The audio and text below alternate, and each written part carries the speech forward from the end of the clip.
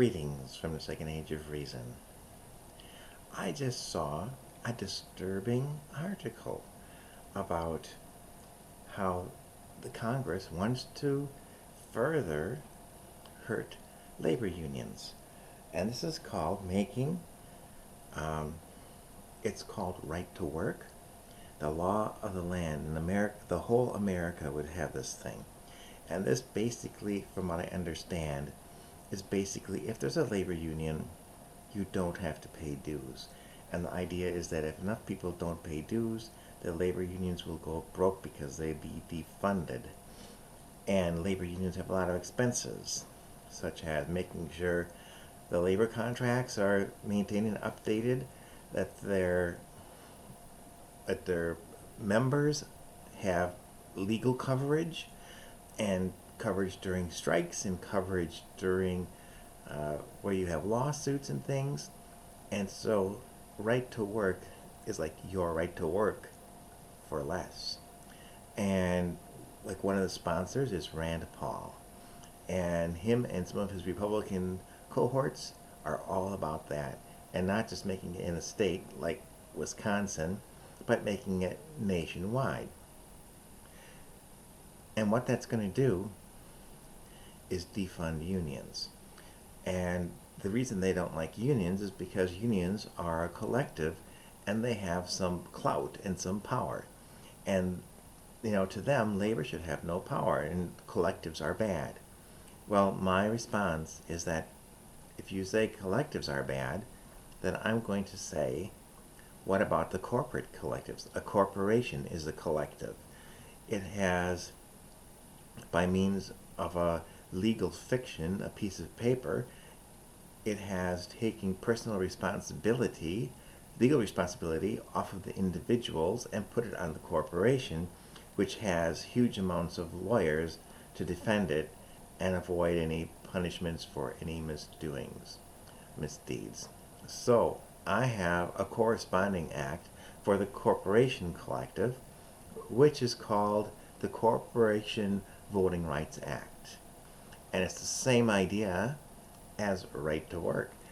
Voting Rights Act of corporations is where people can vote on corporate boards.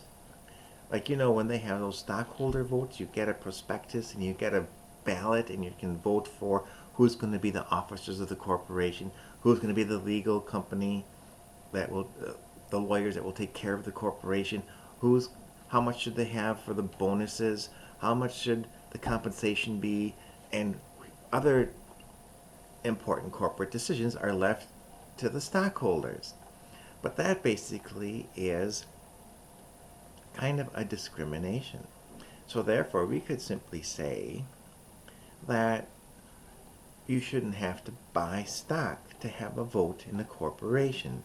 You merely have to fill out a form that just says, I am a voting member, and if the votes are counted by the number of shares you have, you can just write down how many shares of power you want, so that everybody can have the same amount of shares.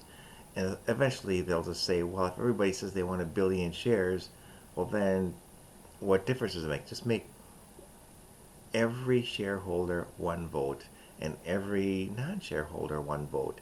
And they all have to get the same publication, the same prospectus, the same voting ballots, and they're counted the same with the same emphasis.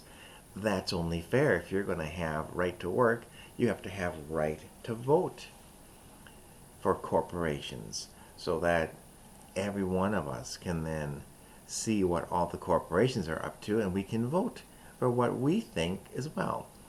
And then once you have, you may have 10,000 shareholders in the corporation, but if you have 1 million voters, people are going to vote for what they think is right. They're going to vote for what their opinion is of the corporation, if it has had goodwill or ill. And so that's my idea, my proposal, the Corporate Voting Rights Act. And it should go hand in hand with right to work, because right to work is giving a person who doesn't pay the dues access and benefits, and I think the same should be true at the corporate collective level as well. So I'd like to hear what you all have to say about that. So be generous and comment below. Please rate if you like it. I'll enjoy that as well. And that is probably my final video for 2019. So until later, maybe 2020, we'll be seeing you.